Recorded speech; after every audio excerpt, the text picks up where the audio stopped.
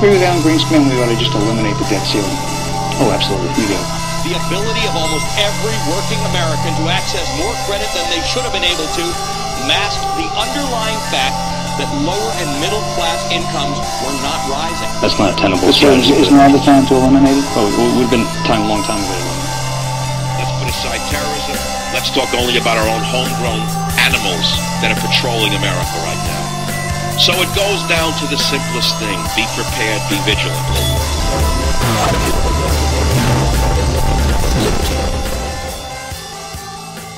Well, listen, be careful out there today, folks. It is the 4th, and despite the Times article, and despite the many major news outlets that are telling you today's just going to be some peaceful protests all across the nation, there's not going to be no issues, don't you worry about a thing. Despite that, things could get out of hand. Okay, don't take the pacifist route when it comes to mobs of crazy young people looking to make a difference. Be careful. It is November 4th. It is an issue, despite what the news may tell you. And it may only get worse. And the fact, and this is the failing, the deep preparedness failing of our government and of our news media. Instead of worrying about taking sides, they should be on the television screen 3 days ago, like I was, telling you things could get wacky. Let's get some extra bottled water. Let's get some extra food. Let's get some things in the home to be prepared. Maybe stay home. Avoid these areas. There's none of that. They're talking about Harvey Weinstein. And they're brushing this off as though it's, a band march. As though it's some sort of little event that you would go watch with your kids and bring sparklers to. There's danger here. There's danger here, and their unwillingness to make the right choice is putting people in danger, and it's laying heavier blows on the average American's ability to look at an issue and understand that they need to be prepared for it. And that's the greatest flaw. It's the greatest flaw in America right now, is the fact that we don't have people telling us to get prepared for what's coming in this world. Even something as simple as a big storm. We don't have people, we don't have television shows, we don't have pop culture telling us we should be storing extra food, storing extra water, self-defense, home security, yada yada. You know the deal. Let's end on a better note, though. How about Michael Bisping versus George St. Pierre? How about TJ Dillashaw versus Cody Garbrandt this weekend? If we live through Saturday night UFC 217 is going to be one of the best that they've had in a while. The Muay Thai queen, Joanna Jędrzejczyk, is going to be doing battle tonight as well. It's a massive card. All right, if you like combat sports the way I like combat sports, you're gonna love this one. Now I'll tell you the secret. My secret is I don't watch it till Sunday morning. I watch it Sunday morning in the quiet of my home on a little website, and I cook the bacon, and I don't stay up till 1 o'clock at night the night before, and I cook the eggs and I eat them, and I watch these great fighters. And there's no getting around the fact these people are great fighters. They're amazing athletes, and they'll be going to town tonight. UFC 217. If you're into that sort of thing, please don't miss this one. There's been a lot of negligible cards lately. There's been a lot of things happening with the UFC that are putting people off.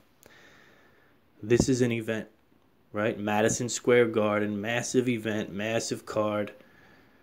If you want to end a day that might be a little iffy, if you want to end it on a high note, get yourself a nice dark beer. Watch UFC 217. Trust me, you won't be disappointed.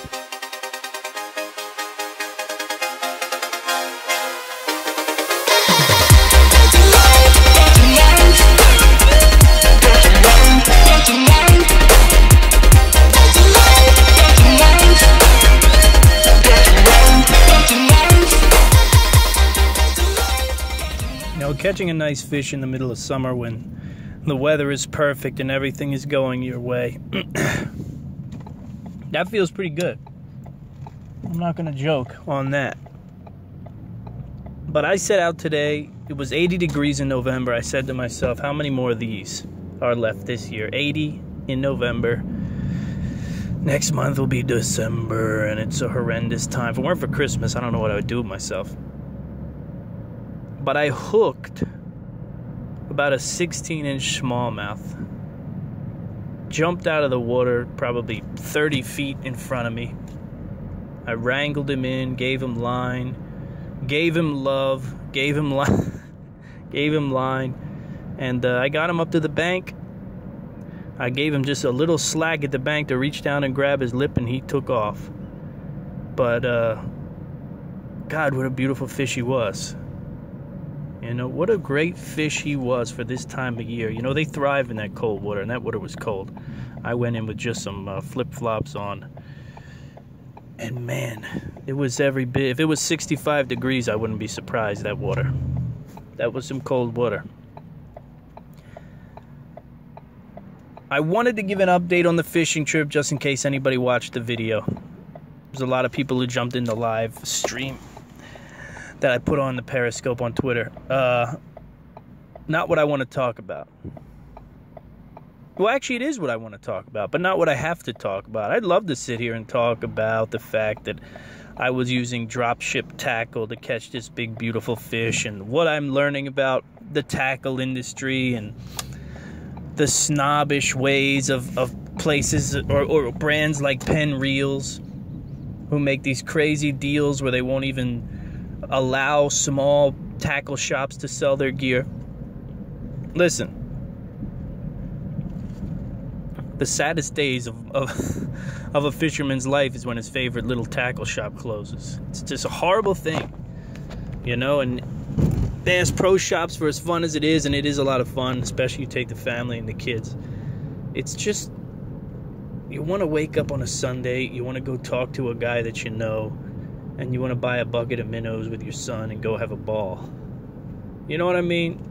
And you don't want all the hoopla. You don't want to wait for a retailer to open at 11 o'clock on a Sunday. You want a guy who's been sitting there from 6 o'clock a.m. on, not even thinking about making a sale. He's got a paper and he's got a coffee, and he's thinking to himself, thank God I don't have to sit at home with the wife. Thank God after 50 years of marriage, I have this little tackle shop that I get to walk to or ride to, and I open it up at 6 o'clock in the morning on a Sunday, and if somebody comes in and buys a bucket of minnows, amen. If not, I'm just here. I'm drinking a coffee. I'm eating a sausage biscuit from the 7-Eleven, and I'm reading the news. Well, those days are history, all right? Those days are history. I'm just glad I got him. Thought about my father on the water, you know, and you move away from your parents and you don't get all the things that you used to have with your parents. You know, I can't just call my dad up and go fishing, and that really sucks sometimes. You know what I mean? You have to understand me and my dad fishing every Saturday from probably 7 till 12, 13, something along those lines. I mean, every Saturday like clockwork, and then, you know, every other for the rest of my life, it seemed like. You know, breaks here and there, but... And when you realize that there's a limit to that, it's a brutal thing. The brutal thing when a young man realizes that there's a limit to how much time he has left with his dad. And I'm down there and I'm fishing, I catch this nice smallmouth, and I look around the river, and it's good. It's just me. You know, it's just me.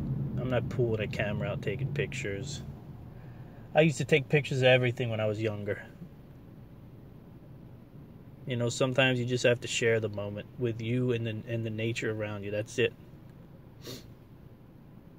But I'm in the river. I'm in the James River. I'm in one of the meccas for smallmouth bass, in my opinion, you know. And that was something me and Dad always went after. And I stand on them banks, man. And my eyes well, because I know I'm never going to get out there with him. I know he's almost 70 now. He's in great shape. I mean, he's in phenomenal shape, 70 years old. But I know, you know. I know. I know we're not ever going to stand side by side down at that river and catch fish together. I don't think it's ever going to happen. We'll still get together. We get together a few times a year, a couple times a year at best. You know, I wouldn't change anything in my life. I have no regrets, but sometimes you just want to fish with dear old dad, you know. That's all. Just get out and do some casting. Just like we used to, because that's it. The clock is ticking, man. Every day the clock's ticking, and it's ticking louder for him than it ever has. You know what I mean? There's nothing wrong with the guy, but 70. What do you get? How much more? You know what I mean? You got 20 at best. It's a terrifying thing. It's waiting for all of us. It's waiting for all of us, but the fishing is the fishing is the fishing is the fishing. It's my greatest passion. It's my longest passion in life. It'll never go away. To see my little boy catch fish, well, it's just like what my dad told me. Jim, some of the greatest moments in my whole life were you and me on the creek fishing.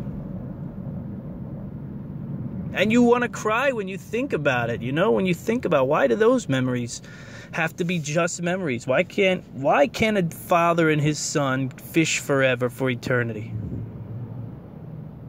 Why can't that be? And then the rationalist in you says, well, look, man, at least you had that opportunity. There's plenty of people who do nothing with their dad except argue and fight. You know, you have to be happy that you had those weekends out with dad catching fish all the time. It's one of those crazy things, right, where you start to understand that as good as it gets, the better it is, maybe is the right thing to say. The better it is, the more great memories you have, the more it hurts when people die. The more it hurts when people go away, you know, or the more it hurts when the circumstances change. And you come to the realization that that's the balance. That's just the balance, right? If you're miserable and you had a horrible upbringing, then when the person dies, you sip, you know, a pox upon you, whatever. And that's the balance, I guess. I don't know. We're for the better, right? It's all for the better. But I don't want to talk about that. Because I have to talk about what we need to do in this nation about Islam. Because I can't take it anymore. I can't take it. I look at my babies, I look at my children, and I say, what are we creating in this nation? Just the idea that I'm going to even have to explain this situation and situations henceforth to my child is enough to make me insane. But I have some solutions that I'll yell out into the air and no one will take note, and no one will do anything in the government. Even tough guy Donald Trump won't do anything. Because if he had a half of a brain, if anybody in Congress had a half of a brain, they would automatically go right into what? Sharia law banned in America. Headline story. Headline story, the first thing that you would hear is the outlaw of Sharia law, because there is but one law in this country. So the outlaw of Sharia law immediately, starting now, starting at 6 o'clock Eastern Standard Time, November 3rd. If you're seen to be practicing, studying, yada, yada, yada, I don't care if it's in a totally Muslim community or not, in Minnesota. It's jail time, baby. It's jail time or it's deportation, one or the other. See, the problem with our laws is they're not strict enough. We have too many and they're too weak. We need to cut about 3/4 of the laws and make the ones that really matter strict. Right? That's all. Very strict. Do serious time in jail and make the penalty so strong that even with a good lawyer, you're still doing some time. You understand? That's the problem. The problem is, with a good lawyer, you can get these little easy laws off your back, and it's Sharia law banned tomorrow. Step number 1. Gather the loudmouth actresses from Hollywood and get them to back in a plan to outlaw the Niqab. I don't know how to pronounce it. I don't give a fuck how it's pronounced. How about that? The Niqab, the trash bag that they put over their women. Outlaw, the trash bag on a woman. There is no benefits to it. There is no freedom in it. Can I say that I don't want to look at it? I don't want to see it. I don't want to have to explain it to a woman in my family. I don't want to have to explain it to the little girls of America who are told by everyone around them that they are equal and they can do just anything else a man does. What are we doing here? How are we running? How are these two mindsets running parallel? That's what I need to understand. How can out of one side of our mouth we tell little girls that they are the most powerful force on the earth and girls rule and girls, that the future is female and every feminist, hashtag feminist. And yet on the parallel we have radical Muslims in this nation. You think it's a crazy thing, these trash bags on the women, but I see them all the time. This guy did it with his wife, old Mr. New York race car driver. And he had a buddy who did the same thing. And I don't care what the women say. You want me to be honest? I don't care what the Muslim women say who are in the trash bag garment. I don't really care because I can't trust them. Not because I think they might be bombers. Not because I think they're inherently bad people, which they most likely are if they're living with a guy who would do some craziness like that. But I can't trust them because the book, the lovely book, allows them to be beaten and raped by their husband. So what are they going to say? Man, I hate this goddamn trash bag I'm in. I really hate this trash bag that I'm in. I would love it to come out of it once in a while, especially when it's 100 degrees out. I'd love to leave the house once in a while. It's really kind of tiring to watch the kids from the window. These women are in chains, and they can open their mouth, you idiots. Don't you understand? You talk to these people, and they say it's part of their freedom, and it's the way that they want to live, and it's how they are in their religion, and that's because if they say anything else, they're going to get punched in the mouth by their radical husband. Outlaw. Goodbye. Goodbye to the trash bag on my women. That's it. It's over. Right? Do you want American women in trash bags? No. No, thank you. No, you want to practice the religion. You want to do your prayers 5 times a day. Go to the mosque. Do whatever you want to do. Be as religious as you want to be. Just like the rest of the religious maniacs in Judaism and in Christianity and in Buddhism. But you're not going to have your Sharia law, and you're not going to turn women into livestock. I'm sorry. You're not. That's step number 2. No livestock women anymore. No Sharia law, no livestock. Thank you. Goodbye. Already we've radically changed the landscape of America for radical Muslims who want to come here and terrorize. Or who have the idea that they should come here and meet up with people in ISIS. If you're found to be talking to a radical group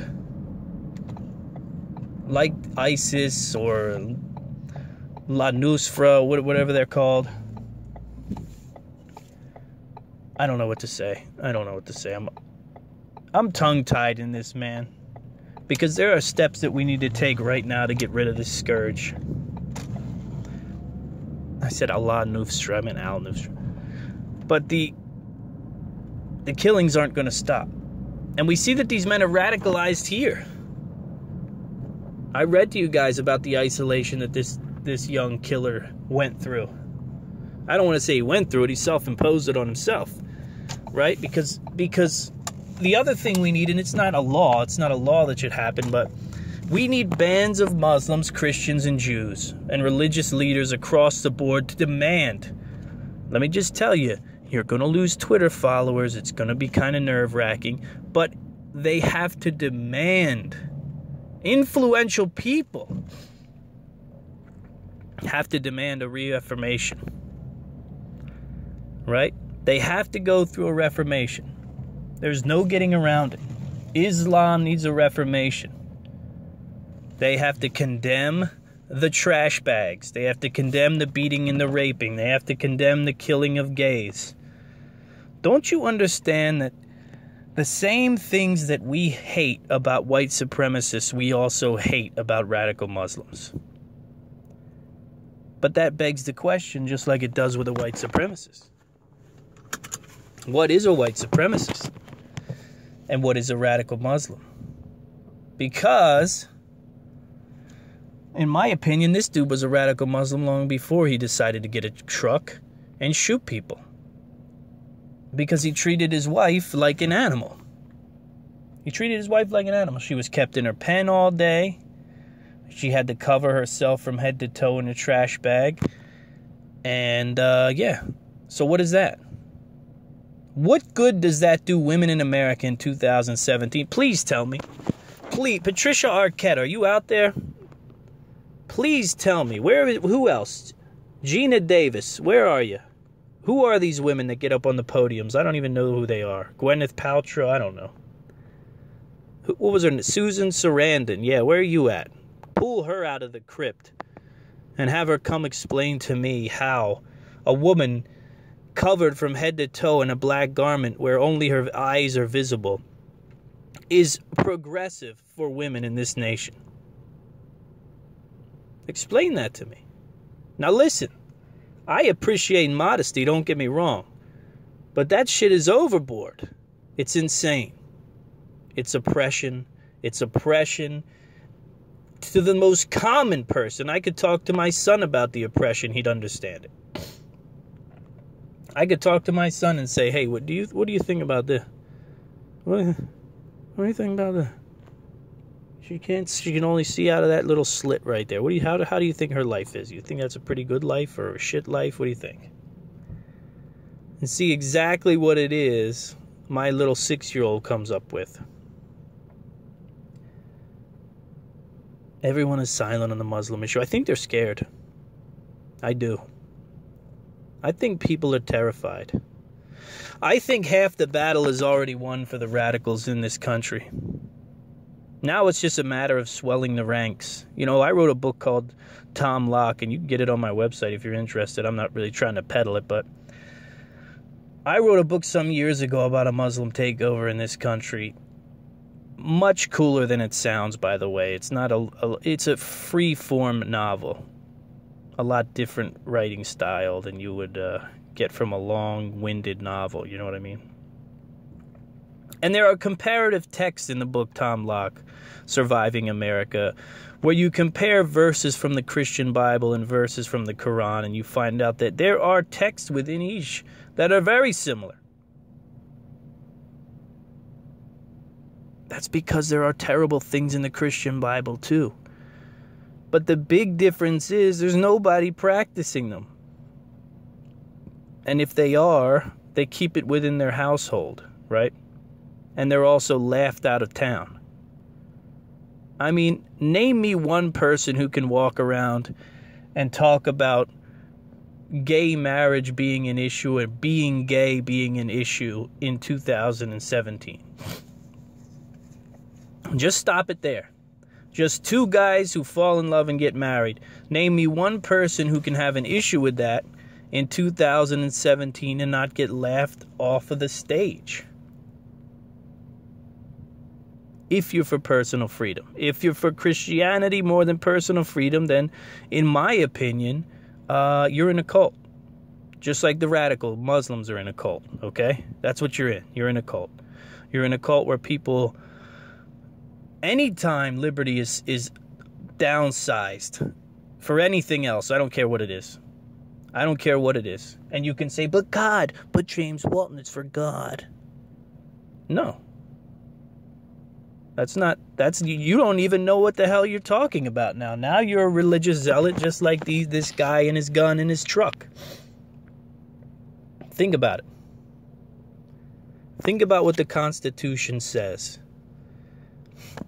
Think about what the Constitution says, right? The Constitution about God, about life. And all of a sudden you tell me that there are people who deserve to die because of their sexual orientation, or there are people who shouldn't be given certain rights because of their sexual orientation? You believe that? Do you believe that? And do you believe that's the way God would really want it set up?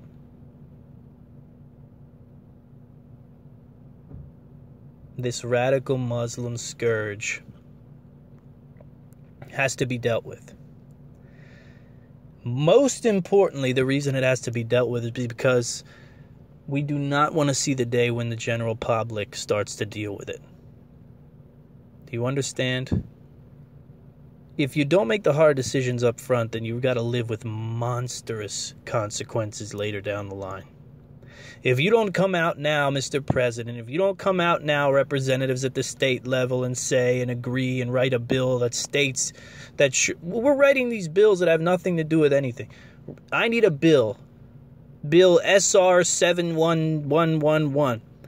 Sharia law is banned and outlawed in the nation because it is inconsistent with the liberties and freedoms that we share in this nation, as well as it rubs up and it bristles against the actual law that we follow in this nation. Period. There are strict punishments for practicing it, and those should be outlined as well. We will not cover women in the radical Niqab garb, in the trash bag suit. They will not be covered. That will also be made to be illegal. What are we waiting for?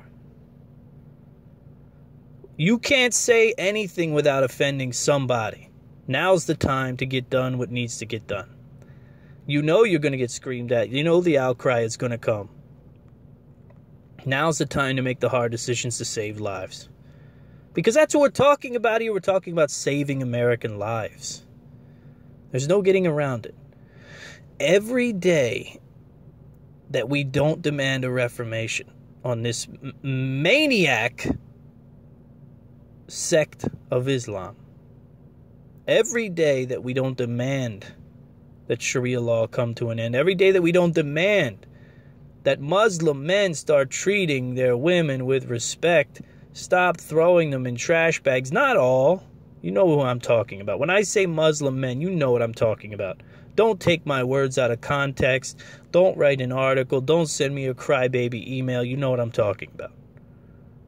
When those Muslim men treat their women with such disrespect, come on.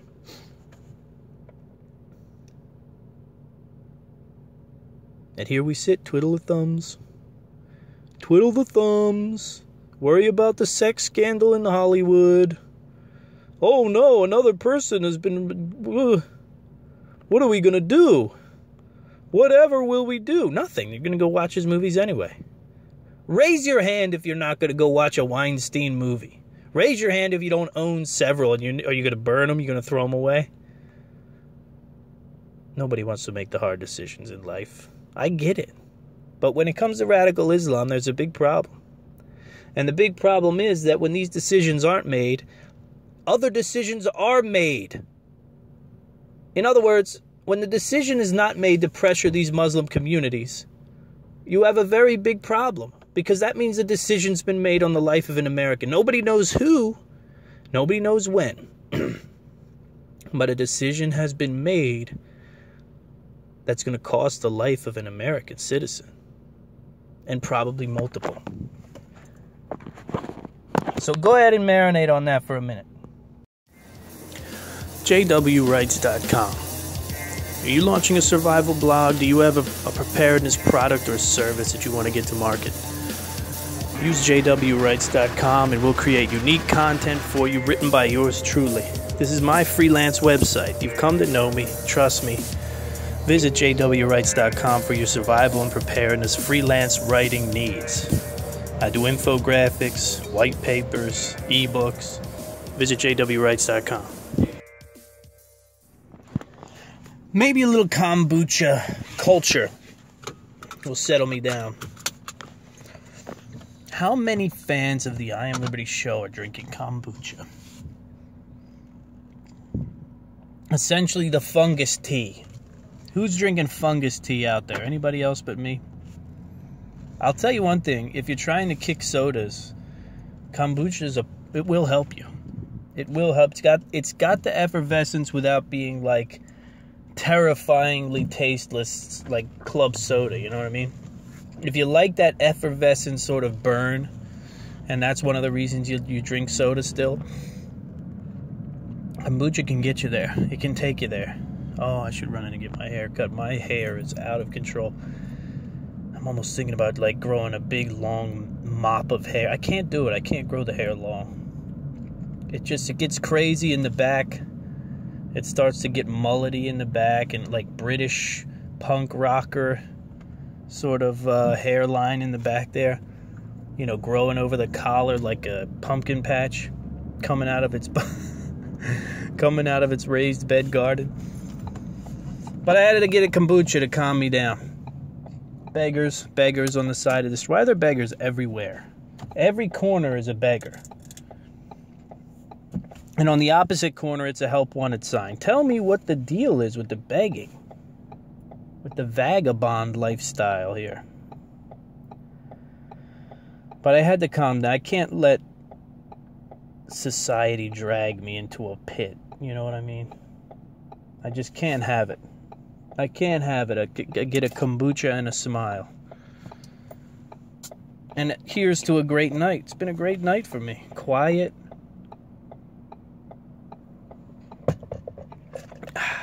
Night on the water. Can't beat a night on the water when you know they're going away.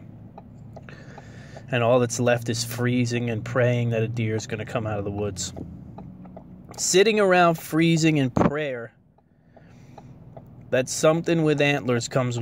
Well, I don't even care about antlers, to be honest. If something with meat on its back comes through the woods and I can get my scope on it, that's the future for me. That's the near future, right? Hunting.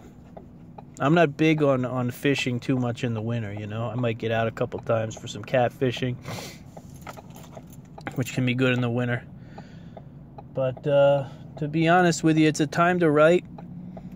It's a time to tie flies. It's a time to make goals. It's a time to write books. Devise 2018. It's going to be a breakout year for the show and the business. That's all I can tell you about 2018. And I hope you plan on a breakout year yourself. You know, there's a world out there, and I hate to talk about this so much, man. I feel like almost every show I fall into this same sort of talk. But I can't help it because it's so true and it's so real. But if you have a passion, there's a world out there looking for you. There's a small audience out there. There are businesses out there who need what you have. And I think, I don't know. I put together something not long ago called the Cubicle Jailbreak Podcast, and I've got to get it up for you guys. I think it's a 6-session podcast. Something like that. Like 6-episode podcasts starting from complete and total scratch. How to get into freelancing. All it works all the way up to how to get your first client. And I feel like maybe we need to unleash that thing. It just, you know, I want to do it right. One thing I've always done in life and in business too in particular is rush. I get a cool thing, I want to show it off. I get a shiny thing, I want to tell everybody about it. You know, that's been one of my downfalls in business, and it can be a very big downfall. It can be a very big downfall. I wrote an article this week on my website, right? And this article has exploded so huge, it's unbelievable. I mean, it's a massive article. It's all about November 4th and the Antifa riots. Unbelievable how much it exploded over the last few days. I had one of my clients, I curate content for a client of mine, and I threw that up on his website. He was blown away by the amount of clicks the article got. And that's an amazing thing. When you really quantify what happened there, right? You're locked onto an issue that you thought was pertinent and was interesting to you. You back that issue up with information and facts from other sources. You used your own writing style to build an idea. And tens of thousands of people fell into that. That's an amazing thing, man. That's the power of what's out there. Now imagine this. See, I don't write for affiliate links. You know what I mean? I can't. If I had less integrity, I would be much more well off. That's like a tombstone, right? If he had less integrity, he'd have a bigger headstone. But if I had less integrity, I'd have thrown a couple affiliate links in there, and I would have made a couple $1,000 probably. You know what I mean? After all those views and clicks and purchases potentially. But it didn't make sense at the time of writing, you know? And if it doesn't make sense, you can't force it. I can anyway. I mean, I know I watch people force it. I see the forced survival websites out there, and it's just, you know, you get into those articles that make you want to drool on yourself, and like top survival knife. And you go into it, and there's 10 survival knives, and every single one has a link to Amazon, and they tell you that they're all great. And all they want you to do is click on the link. And I mean, I used to write stuff like that in my early days. It was torture. I'll never forget it. I used to write, what were they, $2,000 each, I think? I think they were 2,000 word product reviews. And I want to say I got $50 for each. Is that right? I think that might be right. And you know, the rate wasn't terrible.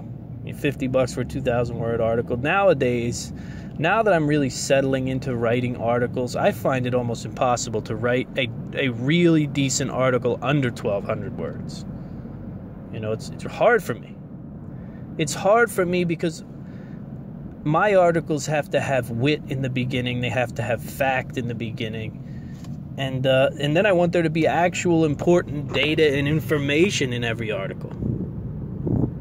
You know, I used to write a lot of conjecture early on, but now it's gotten to the point where, and the other thing I like to do when I write blog articles for clients is I really like to flip it up on layout.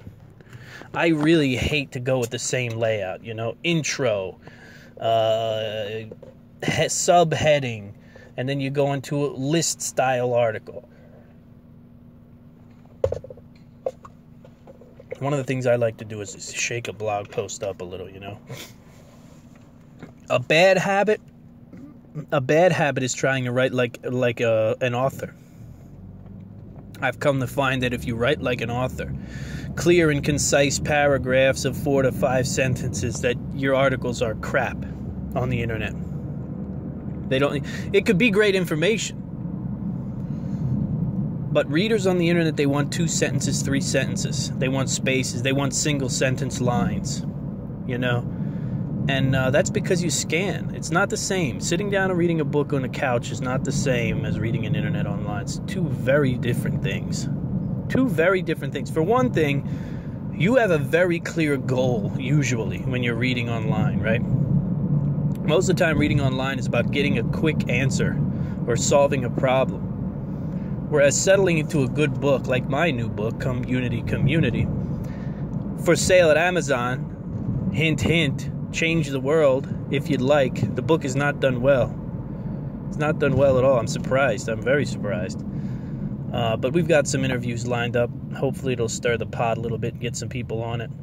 It's very hard to have a successful book, and which is one of the reasons why I was nervous about releasing this book at all. Because it's just very hard, you know. It's a very muddy market. Anybody can make a book. Anybody can write a book and publish a book, and it's just, you know, it's not an easy thing. But we're going to keep at it. We're going to keep pushing, and we're going to get that book noticed by some people who need to notice it, and maybe it'll make some change in the nation. That's all I can pray. You know, I'll keep talking. I'll keep fighting the good fight, and we'll see how it goes. We'll see how it goes. What else can you do? So I'm waxing about the business of freelance because I know that there's at least one, and if you're bored of it, if you don't feel like listening to it, let me tell you a secret. I gave you the screaming and the angry and the mad and the solutions early on, right? The Muslims, stop the Sharia. We can't. I don't want to do that, all right? I don't want to do that every show. And I don't want to do that a whole show.